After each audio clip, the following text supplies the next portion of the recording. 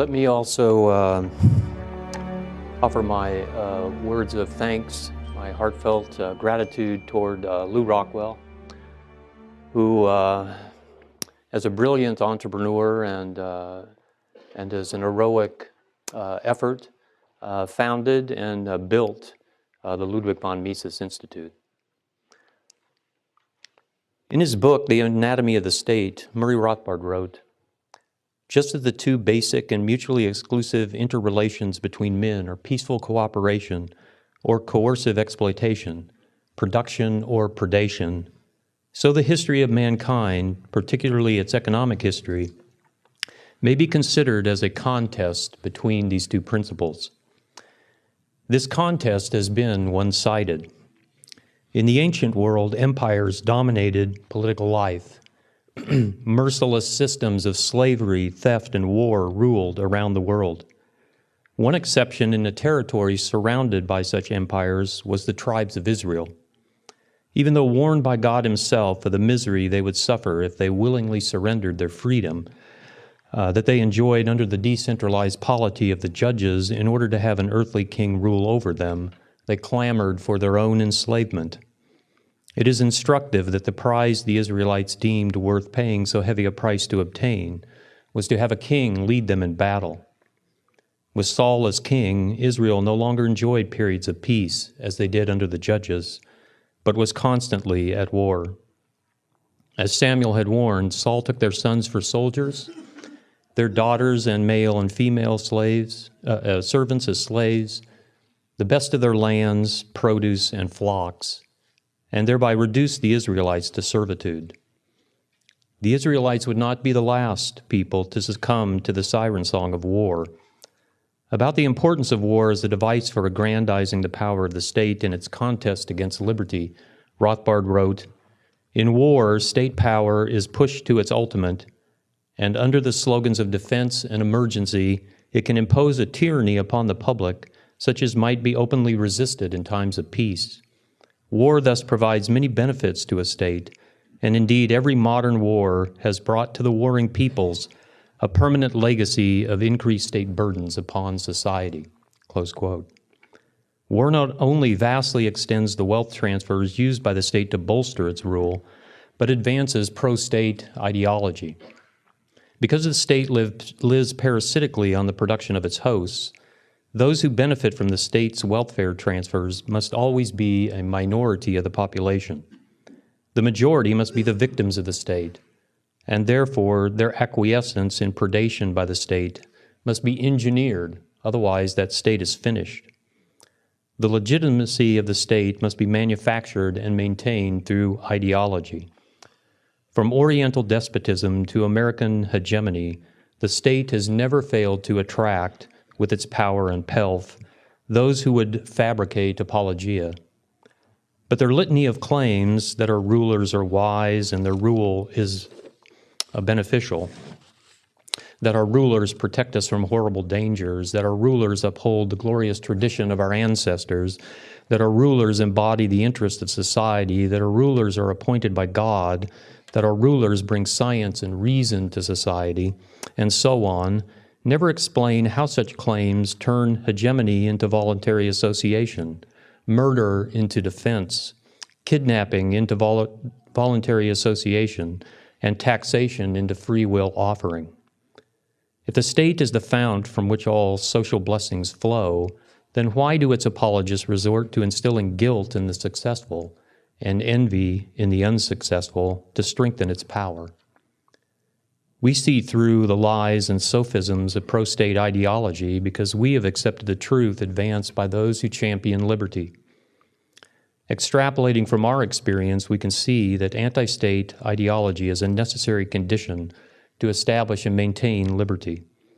The advantages it has over pro-state ideology are, first, it appeals to the interest of the majority, and second, it is grounded on truth about the nature of human action.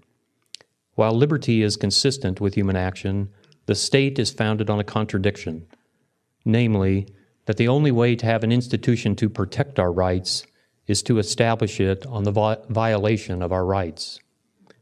The ancient Israelites held to an ideology with many features necessary to keep state power at bay, like a higher law to which all men are accountable, and a decentralized polity. For a few generations, the kings of Israel were somewhat constrained by the higher law, but the wickedness of the kings who followed them grew, and the law was eventually forgotten, and the liberties of the Israelites extinguished. It would take several centuries for the world to witness another spark of liberty. It was ignited under Solon in Athens, and its embers glowed most brightly during the reign of Pericles.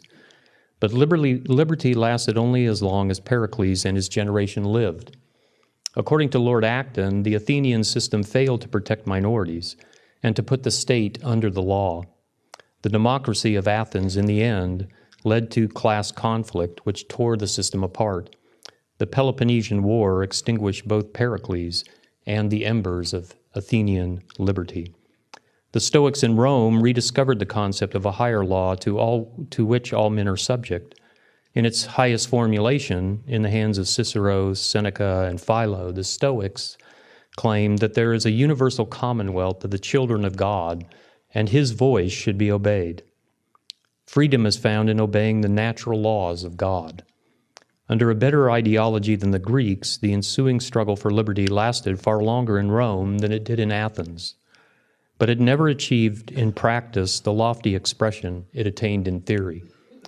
Acton wrote, "Individuals and families, association and dependencies were so much material that the sovereign power consumed for its own purposes. What the slave was in the hands of his master, the citizen was in the hands of the community. The most sacred obligations vanished before the public advantage. The passengers existed for the sake of the ship." Close quote.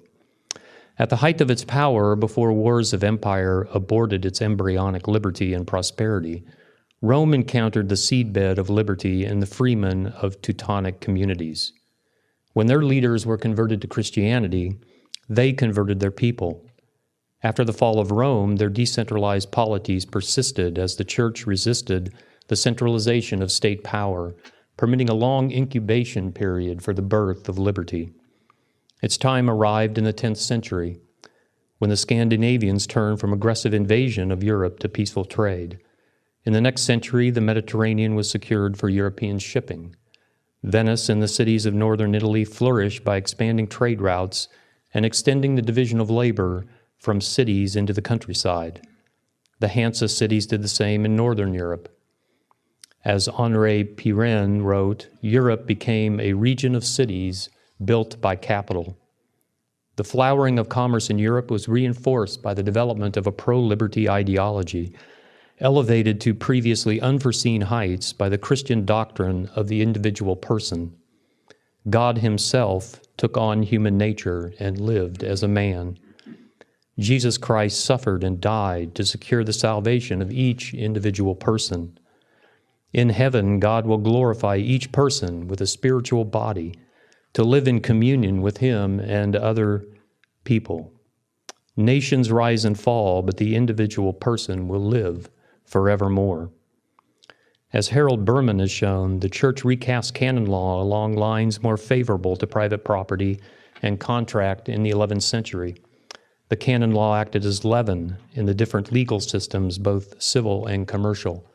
Berman wrote, "Perhaps the most distinctive characteristic of the Western legal tradition is the coexistence and competition within the same community of diverse jurisdictions and diverse legal systems. It is this plurality of jurisdictions and legal systems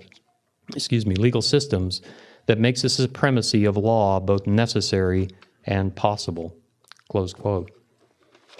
As legal protection of private property was extended slowly and surely from the church and merchants to everyone, economic progress was brought to the masses. The little industrial revolution, engendered by the protection of private property and contract, attracted the attention of scholars to explain the workings of the burgeoning economy. Jean Buridan and Nicholas Oresme wrote works in the 14th century explaining economic activity within the framework of society as a natural order brought forth by the working of laws God had built into the nature of things. Natural law also came to form the basis for man-made law in the High Middle Ages. As Berman wrote, "In the formative era of Western legal tradition, the natural law theory predominated.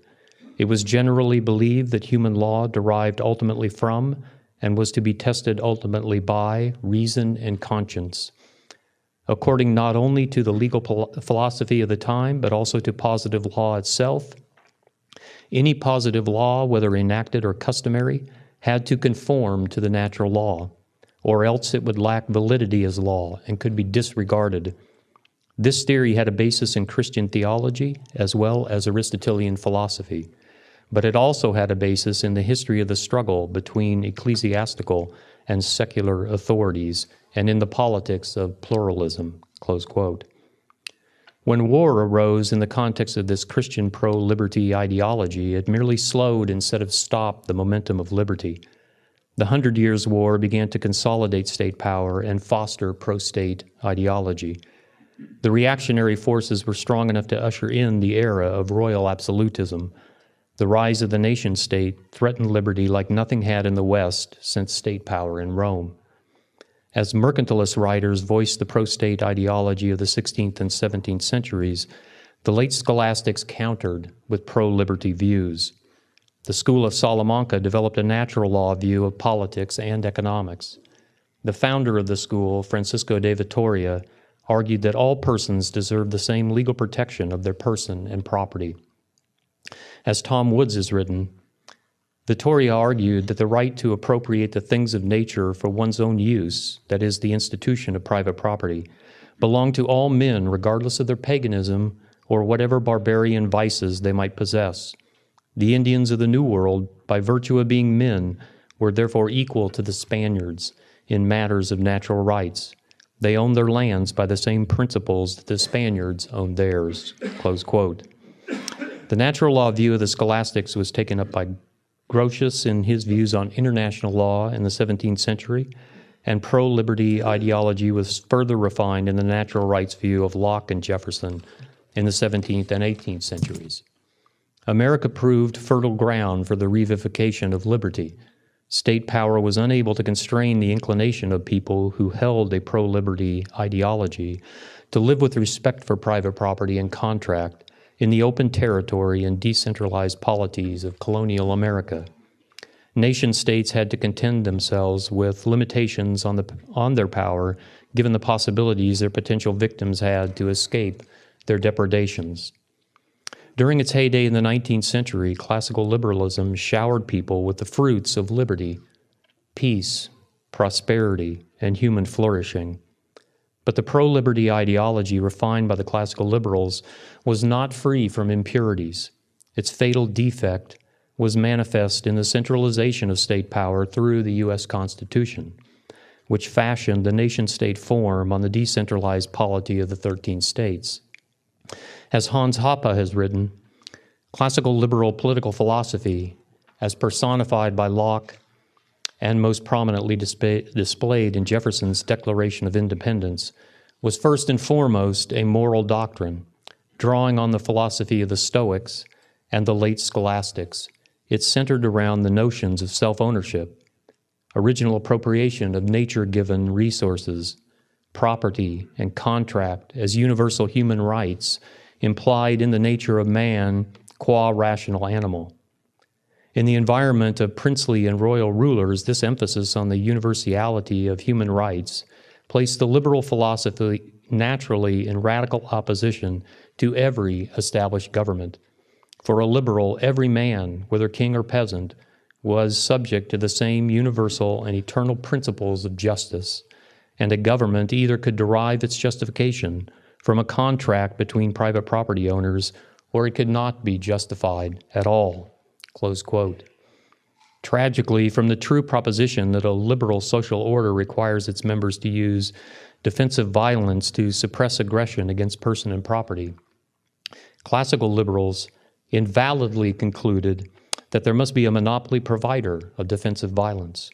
Given their view that the state is essential to a liberal social order, state power retained a foothold from which it would overtake liberty once again. That moment came in 1914. As Rothbard wrote, more than any other single period, World War I was the critical watershed for the American business system. It was war collectivism, a totally planned economy run largely by big business interests through the instrumentality of the central government, which served as the model, the precedent, and the inspiration for state corporatism for the remainder of the 20th century, close quote. As a prelude to its destruction in the Great War, pro-state ideology had made a frontal attack on liberty in the 19th century. Hunt Tooley has noted the role ideologies leading up to the war in his book, The Western Front. As Ralph Raico has noted in his review of Tooley's book, Tooley deals deftly with the intellectual and cultural currents of pre-war Europe. Contributing to the proneness to violence were a bastardized Nietzscheanism and the anarcho-syndicalism of Sorel, but most of all, social Darwinism, really just Darwinism, which taught the eternal conflict among the races and tribes of human as of other species. Even in America, pro-state ideology had managed to warp Christian thinking during the Progressive era from its pro-liberty stance. Richard Gamble documents this degeneration in his book, The War for Righteousness. As Raico wrote in his review of Gamble's book, by the end of the 19th century, progressive Protestants, often influenced by the theory of evolution, were preaching the successive remaking of the church, of American society, and finally the whole world. Rejecting old-line Calvinism, they rejected also the Augustinian distinction between the city of God and the city of man. The city of man was to be made into the city of God here on earth through a commitment to a redefined, socially activist Christianity, close quote. The Great War unleashed the collectivist forces of socialism and fascism across the Western world. As Raico has written, the First World War is the turning point of the 20th century. Had the war not occurred, the Prussian Hohenzollernens would have probably had remained heads of Germany, with their panoply of subordinate kings and nobility in charge of the lesser German states. Whatever gains Hitler might have scored in the Reichstag elections, could he have erected his totalitarian exterminationist dictatorship in the midst of this powerful aristocratic superstructure? Highly unlikely. In Russia, Lenin's few thousand communist revolutionaries confronted the immense Imperial Russian army, the largest in the world.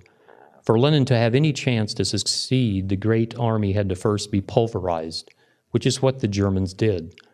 So a 20th century without Nazis or communists, imagine that. It was the turning point in the history of our American nation, which under the leadership of Woodrow Wilson developed into something radically different from what it had been before. The First World War destroyed the world economy that had been built up during the 19th century under classical liberalism. As Maurice Obstfeld and Alan Taylor have demonstrated in their book, Global Capital Markets, Integration, Crisis, and Growth, the degree of integration of the world economy rose from moderately low in 1860 to moderately high in 1914. The Great War disintegrated the world economy to a level of integration significantly below what it had achieved by 1860. By 1929, the level was that far above that of 1860 as it was below 1860 and 1918. By the Second World War, which was merely a continuation of the First World War, the level of integration was half that of 1860. The level of integration of the world economy has come to surpass that of 1914 only in the 21st century. In other words, it has taken governments 70 years to accomplish what liberty can do in a matter of days. The Great War destroyed the the gold standard and ushered in an era of fiat currencies. Hyperinflations and depressions have been the result. The Great War shattered the classical liberal world and ushered in a century of the rise of the collectivist state. Western civilization, having given birth to liberty and nurtured it, sacrificed its offspring before it had the opportunity to grow to maturity throughout the world. Instead of liberty, American hegemony has spread corporatism to the four corners of the earth. Like us, our forerunners labored to advance pro-liberty ideology during the dark days when liberty had been eclipsed by state power. Their strategy involved building up independent institutions, Christopher Dawson, in his book, The Crisis of Western Education, has demonstrated that the intellectual movements of the Renaissance and Enlightenment developed outside the state.